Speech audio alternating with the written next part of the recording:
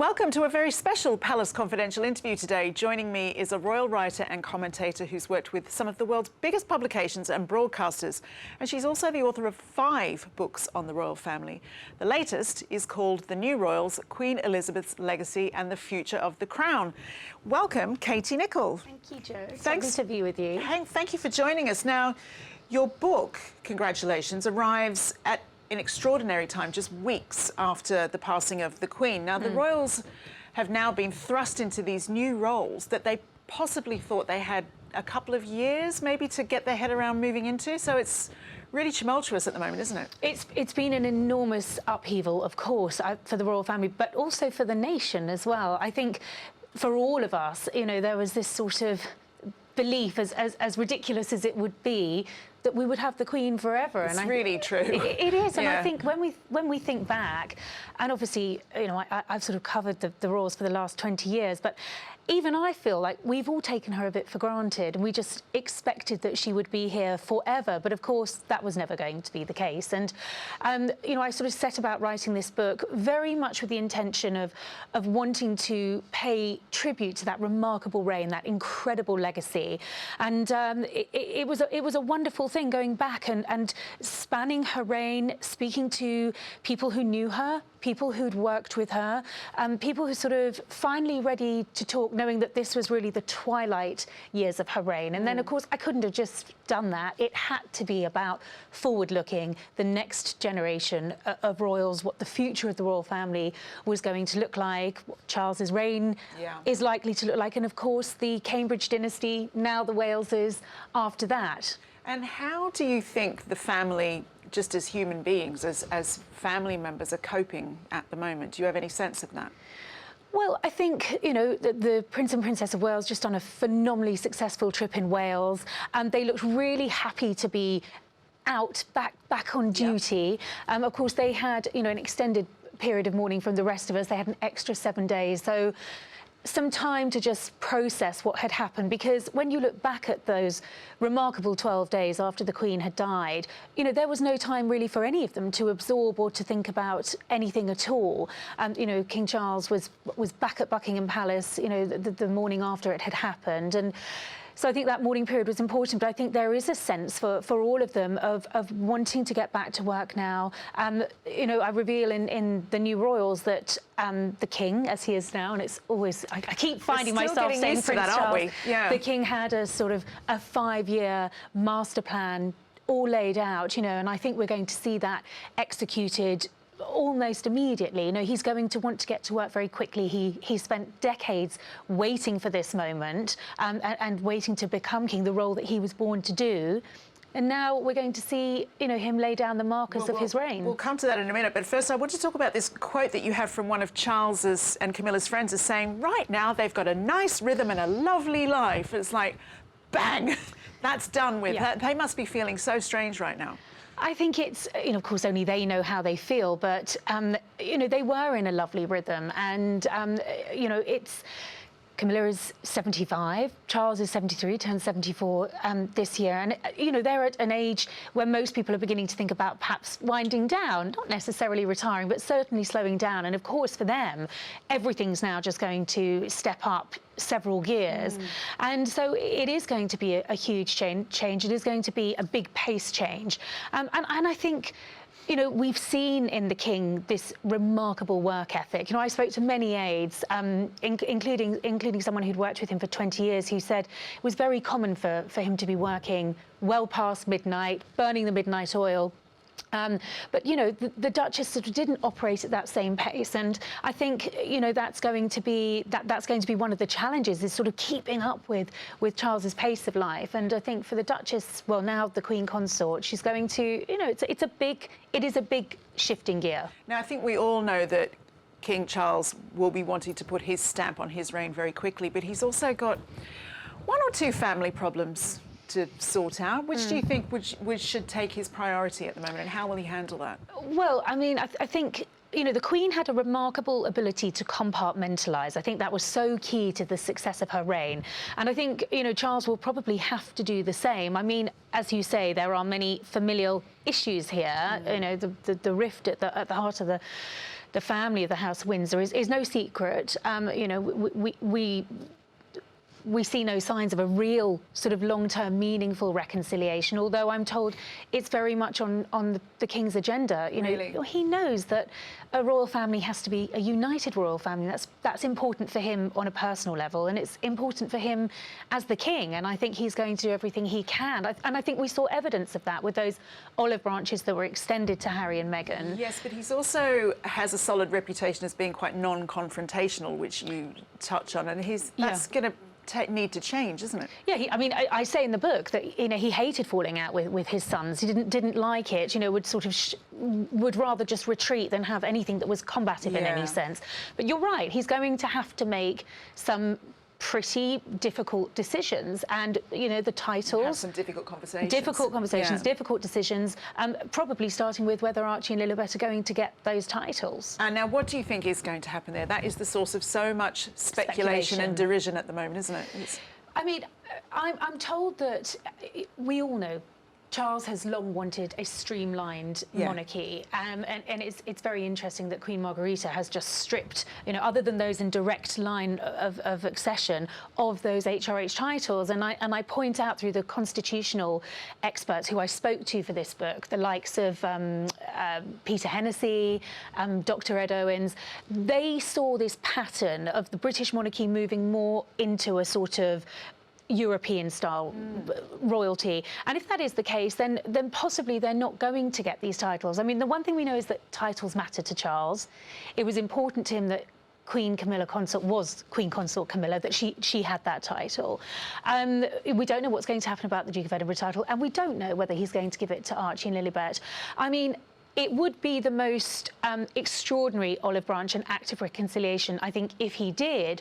But I think if that happens, it's going to come with a caveat. He's not going to allow, or he's going to insist that Harry and Meghan are respectful of the institution, if indeed they're taking the titles of the institution. I think that's going to be very important to him. It's interesting because you talk about Charles being, you know, very attached to titles and placing real importance on them. But then I'm still confused about where Meghan and Harry feel about titles. I've heard everything from complaints that their children are not allowed to be prince and princess for whatever reason, to we want our children to grow up in Hollywood, having a normal, authentic, royal-free life. So do you know which one it is that they want? Well, they seem to alternate between the two, don't they? I mean, initially, I remember very clearly being briefed by their camp that they wanted them to be Mr. and Miss, you know, Master Archie, and that was what they wanted, all as a part of them having a sort of as low-key an existence as they could, given who they were. And, you know, I remember speaking to Harry on more than one occasion when he, you know, would sort of bemoan being a prince and everything that title, you know, weighed on him. Well, he's always seen it as being trapped, hasn't he? Absolutely. Yeah. You know, and when I sat down with Princess Anne to interview her for Vanity Fair, and I asked her about titles because she made the decision not to have royal titles for her children, and she spoke about how she wanted to give them a start in life where they didn't have that weight of burden. And you know, I think most people totally understood why Harry and Meghan didn't want it, and are now quite confused as to why the issues of Prince and Princess are important. Is it because it's important for their new careers? I mean, they wouldn't get the HRH anyway because they wouldn't be able to use it because Harry and Meghan can't. But, you know, Prince and Princess is going to carry a lot more weight, of course, in America with what they do. And then there's the security issue attached with it, which I think is one of the sort of legitimate reasons for wanting those titles. And Joe, it's the title that is owed to Harry and his children because he's son of the sovereign, and the rules at the moment are that the sons of sovereigns' children will also take that title. I'm sort of annoyed with myself for how gripped I am by that whole thing. I can't wait to see what actually does happen. It will be very interesting to see what the King does and whether he uses that as a sort of final conciliatory move and absolutely to bring Harry and Meghan back in. But you know, that I think so much of it comes down to a matter of trust, and there is a great sense that that bond of trust has been broken by the couple. Well, it's interesting, though, isn't it? Because what you do talk about is Ken Worf talking about Prince Charles as a father, and this is where, you know, we've heard Harry's views on Charles as a father, and I was fascinated by this detail of his expecting his sons to be in smart suits and ties at the breakfast table rather than just normal sort of kids' clothes, jeans, trainers. It seems very Victorian. Well, I think, you know, it was always Diana, wasn't it, who had the kids in bomber jackets and took them out on Kensington High Street to McDonald's and sort of gave them that real formality, where I think there was more formality with Charles and, you know, all the traditional pursuits that you would expect with royal children, the hunting and the stalking and the fishing. That said, you know, I spoke to people who also went to great lengths to say how hands-on he was. I spoke to one aide who remembered that, you know, diary schedules would be changed so that, you know, he could be back for tea time and for the routines that he wanted to be a part of. And so I think from everything I gleaned from the people that I spoke to who were close to Charles or had worked with him, is that he adores his boys. I mean, that's why I think this rift is so hard for him and why he's so keen to sort it out. I mean, he has that unconditional love for his children, as any parent does. But he does often strike me as possibly not the easiest father. Won't text, won't phone, you know, all of those things. Well, there's a story in there, actually, that you've just triggered my memory on, when I was told by one of his aides that, I think it was William, one of them was trying to reach Charles. This was historic. This was quite a few years ago when they were younger, and wanted to get hold of him. But of course, Charles didn't carry a mobile phone around. He couldn't bear the things. And so they, you know, they could never sort of get, when they wanted to check something quickly, it was always through an aide. And I think, you know, they got a bit, there were times when they got frustrated by not being able to reach him. And he worked round the clock as well. Yeah, and we've also seen recently how angry he got with a pen. So, you know, let's not even go there with the phones. But who hasn't got angry with a leak? Well, especially in that week. At that moment, at that very important moment. It was a very sad week. Now, you do describe the formerly Cambridge, now the Wales's family dynamic. How much of that is a response, do you think, to William's upbringing? Well, I think, you know, hats off to William and Catherine in how they're raising their children, because they seem to be sort of finding that, and it's a difficult balance between sort of making them aware of who they are. You know, particularly Prince George, he knows his father's going to be king. He knows that one day he will be. He's very aware of that. But then also has this balance of this wonderfully normal life as well, play dates. You know, as a little one, he was taken down the road to Holland Park. He'd play, you know, with friends in the sandpit. A really lovely, ordinary life, coupled with that awareness of his destiny. But I think, you know, there were points, certainly, when William did feel the pressure of his destiny. I remember being told when he was on a gap year, when he was 18, 19 in Chile, he said to everyone else, well, you're so lucky you can choose what you're going to do. I'm going to have to be king. And so I think he's very keen not to sort of pass that burden on too soon to George. And I think what's lovely as well is that you see with George and Charlotte, who we are seeing much more of, is that role of heir and the spare being played out all over again. You can see the support that Charlotte gives to George, and it is a lovely dynamic.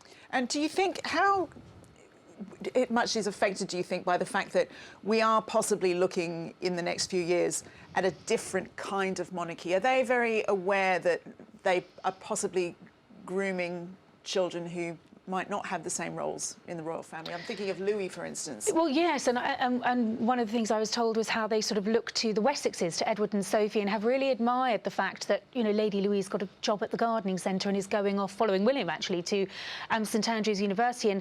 And it's a bit different. They're not in direct line to the throne. But I think through sending them to relatively ordinary schools, co-ed schools, this lovely life that they're able to have now in Windsor, I think it's incredibly important to them, because it anchors them. And I point this out in the book as well. You know, there was a time when William and Kate enjoyed going and topping up their tans in Mustique. Well, it's bucket and spade holidays now. They go sailing in Norfolk. They would always make a point of going to Balmoral to be with the Queen. And I think that is all part of anchoring and grounding them as a family, which is obviously incredibly important. And the influence of the Middletons is something I cover in the book as well. You know, it's not just the sort of royal influence that these children are having.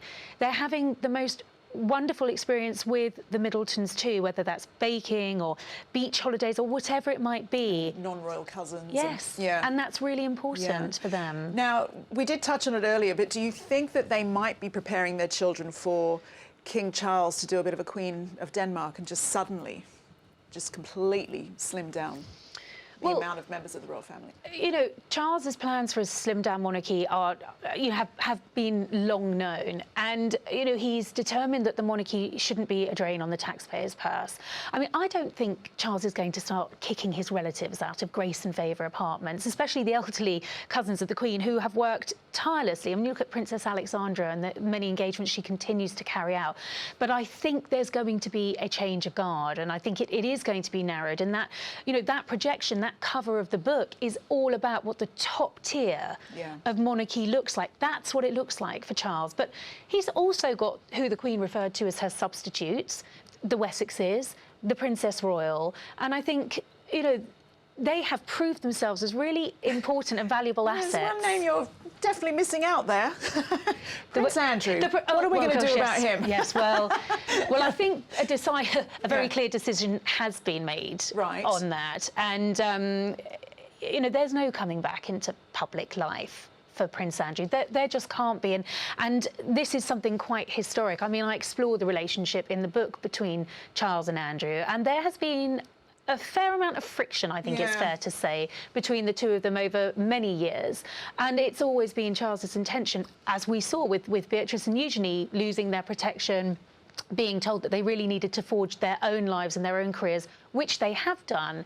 There's just not going to be a return to life for Andrew. I mean, with putting aside just for a second all the hideous scandal and just sort of like nasty business with Prince Andrew and Virginia Robertson, it seems like what you're saying there, Charles and Andrew had tension, Harry and William have tension. Do you think it's a family? Is it just the destiny between the heir and the spare? Are we one day going to be discussing this about George and Charlotte? Well, who knows? I mean, the heir and a spare, it is a dynamic that has resulted in historic tensions, absolutely. And you're right to point out between Andrew and Charles. I mean, I think when you look at Harry and his role as the spare, I actually think he made a real success of it, because there is no sort of job description. Until recently. But he carved out a role. I'm talking about the Invictus Games. I'm talking about his military career. I'm talking about the things that he did do to great effect, not just hanging on the coattails of being the spare. Where you see with Andrew, there's a great temptation to do that. So will it be played out again? We'll have to wait to see. Everything we see between the dynamic between George and Charlotte at the moment, though, is you're seeing a lovely little support act there. Yeah, it's very sweet. But then we did, sorry, I feel like I'm doom and gloom. We did see that with Harry and William back in the day when they were cute little kids. Absolutely. I'm not trying to sort of like hope for that. But one of the problems that Charles is going to face is that even before the Queen's passing, we've always looked speculating at his reign, but also William's. Do you think that if that continues, there's going to be an interesting, tense dynamic between Charles and William? No, I don't. I actually think the dynamic between the King, Charles, and William now, the heir apparent, is actually a really good dynamic. I mean, I'm told they speak almost daily on the phone. And this is a relationship that we know has had sort of tensions in the past. They are very aligned. They're absolutely aligned on the Andrew front. They're aligned on the streamlined monarchy. I think their vision, I'm told sovereignty is just what has absolutely brought them together. They're totally aligned on the future of the monarchy. And Charles made it very clear in his very first address to the nation that he was going to serve for his life. There was no suggestion of any leapfrogging. I'm always asked in the States, will he hand over the reins? Well, he's kind of quashed all of that speculation by making it clear this is a job for him for life too. And actually, I think for the Prince of Wales, he doesn't want that response. It's not that he doesn't want the responsibility just yet. He doesn't want to step into that role at the moment. He has a young family. He's got things he wants to do now as the Prince of Wales. Yeah, exactly. Now, one relationship that obviously is key is the one between Charles and his Queen Consort, Camilla. She's always positioned herself as support to Charles, but you suggest there are times when she actually calls the shots. What have you said about that? Well, I think they're clearly a brilliant team, and she's absolutely, I mean, one supports the other. I mean, I think just on a superficial level, you saw that you mentioned Pengate, and you saw that the sort of calming influence was Camilla, who took the pen and calmed him down. And listen, it's a silly... But with the air of a woman who's seen it a million times before. But I think, you can project that onto a much greater scale. And I think she is absolutely devoted to him. I mean, theirs is a real love story. They've been through thick and thin together. She, I don't think she ever set out with the intention of being queen, but she will do her duty. She will support her husband, and I think she's brilliant for him. And I think there is an element of being the secret power as well behind the throne, because she does have an influence. I spoke to Philip Bonham Carter, who was a cameraman on the Jonathan Dimbleby interview that Charles gave. And he said, even back then, he could see the influence that Camilla had on Charles. Don't you think, I mean, never mind the crown, there's a whole film to be made about Camilla. You know, it's the ultimate love story. She's underrated. Been through a lot to get to the point she's in now. I find it fascinating. She has, and I think the fact that the Queen made it known that she wanted her to be Queen Consort Camilla, that she bestowed the highest honours that she could. The Queen recognised it. The Queen saw it, and I think now the people are seeing it. She's very hardworking. She's very devoted. And I tell you what, you talk about tapping into the next generation and being relevant. It's very much on Charles and Camilla's agenda. And you see Camilla doing amazing work for vulnerable women, for victims of abuse. You know, I think they've really got their finger on the pulse. Now, just back to our former Queen, just for a second, you reveal that if it weren't for a BBC blunder, we would actually know a lot more than we do about the Queen. Yes, well, Philip Bonham Carter, the cameraman who I mentioned to you earlier, he worked on the royal family. So there's some wonderful stories about behind the scenes on the royal family in the book. And he worked on Elizabeth R. And that was made during the early 90s. So a very difficult time for the royal family, of course, 92 being Annus Horribilis. And but apparently most of that archive, the outtakes and everything else have gone missing. So somebody must have those. Somebody must know. They've not been seen or recovered. So I think there's a lot of footage that unfortunately, sadly, has been lost. Did he tell you any of the nature of that? You know, what kind of things that he saw that no one else will see? Well, he got to see, yes, he did. He got to see Margaret Thatcher go to see the Queen when she resigned, got to see after that. I mean, he had pretty remarkable access. I mean, he said to me on more than one occasion, he thought he'd be asked to put his cameras down, and he never was. The cameras rolled and rolled and rolled, and the Queen was incredibly generous with her access. That's absolutely and then amazing. Invited him to watch the edit, and apparently you got invited to go and watch the final programme if the Queen was pleased with it. So she must have been pleased with it, because they got invited for tea. Rather than straight to the Tower. Now, you do print interviews with the late Lady Elizabeth Anson, who was a cousin and confidant of the Queen. What kind of a picture of the monarch did she give you? A fascinating one. I mean, I've been very respectful to the memory of Lady Elizabeth, and we had a friendship that spanned, well over a decade. And I suppose she got to see the Queen in a way that very few other people did. She maintained a close contact with her cousin all through the COVID pandemic, and she gave some quite fascinating insight into the run-up to the royal wedding. And she really conveyed to me the Queen as a person, and we forget she was a person, a human with real feelings and emotions. And you know, I think I got to see more of that side to the Queen, and really learnt a lot more about her as a grandmother, as a great-grandmother, you know, because she played so many roles. She wasn't just monarch, she played many roles. I think so many of us really want to know what she was really thinking in the whole Sussex's drama of the last couple of years. I mean, while she was still alive, the Duke and Duchess of Sussex have been very at pains to say that they've got nothing but admiration and respect, and they're still in contact with her. Is that the reality? Well, it's very true that they were still in touch with her. I mean, I know that the Queen would take calls always from Harry. She always made time. She loved Harry. They had a very, very special relationship. But my understanding from the conversations I had was that she could never truly understand why he gave it all up, because for a young girl who was never destined to be queen, but who made that pledge to serve for her whole life, duty ran, it was in her DNA. So the idea that one of hers could turn their backs on that duty, I think she did struggle to understand that. And, well, apparently you quote Elizabeth Anson as saying that the Queen was actually upset by Harry's comments about duty. I think she was upset. She couldn't understand that. I know the comment let me just pick that up. I think the comment we're speaking about here is after Harry had spoken about no one wanting the responsibility of being king. I'm paraphrasing, but it was an interview with Newsweek, and she just couldn't understand that comment, that sort of no one would want duty. I mean, because she was thrust into it with no choice whatsoever. When her father became king, the one certainty in her life was that she would be queen, and that was just non-negotiable.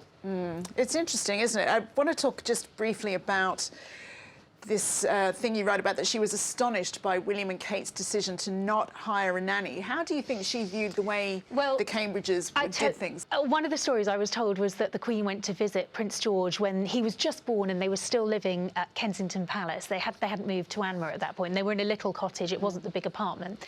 And the Queen had gone to visit, and I think, you know, George was having a good old scream. It was that very hot summer. There was no air conditioning. I think there was a fan on rotation. And I love that even the royals can't get good air conditioning. No, even the royals didn't have. Not in that cottage, they didn't. And no nanny, no night nurse, no nanny, no anything. And of course, for the Queen, who'd sort of grown up in that generation where, you know, the royal children did have a nanny. I mean, the Queen went off and did a tour of the Commonwealth when she had young children. Even as a child, I'd heard of Crawfey. Yes, we've all heard of Crawfey. You know, that was what she was used to.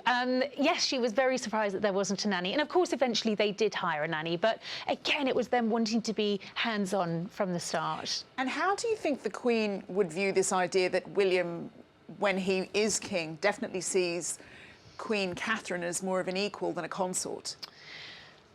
Well, I mean, in many ways, the late Duke of Edinburgh is an absolute equal with the Queen. I mean, he was the one person who could speak to the Queen in a way that no one else could. And, you know, the Queen, more than anyone, would know how important that role of consort is, that support, so that, you know, when the spotlight's off you and you need someone to really get it.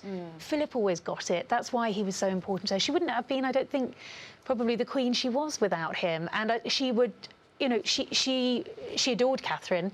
She, you know, she saw how much she brought to the royal family. I think she's very, very proud of them and the dynasty and what they will one day step up and do. Now, you also say that the era of never complain, never explain must come to an end. How do you think that will actually come across in practice? Well, you know, the Queen's mantra very much was never complain, never explain, but, you know, also key to the success of her reign was her ability to sort of modernise and adapt, and we saw that through the social media and everything else she did. But, you know, she would never sort of tackle criticism. She wouldn't sort of engage. She never gave an interview.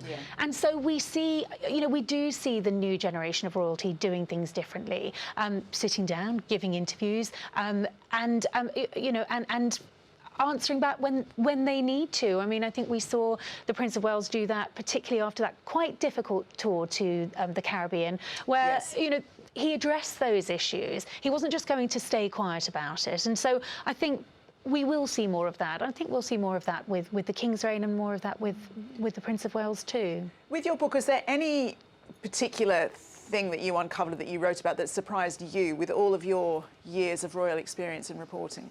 Gosh, that's such a hard question to answer. I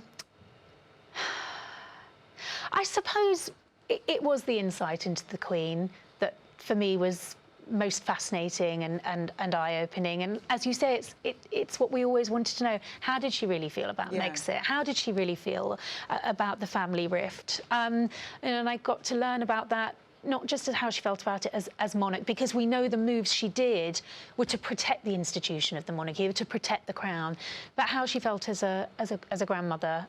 You know, I found that very moving. Thank you, Katie. A reminder that Katie's book is called The New Royals. I'm going to hold it up for you. Queen Elizabeth's Legacy and the Future of the Crown. It's published on the 4th of October by Hachette. My thanks to Katie and to you, of course, for watching. Join us again on Thursday for Palace Confidential. Bye-bye.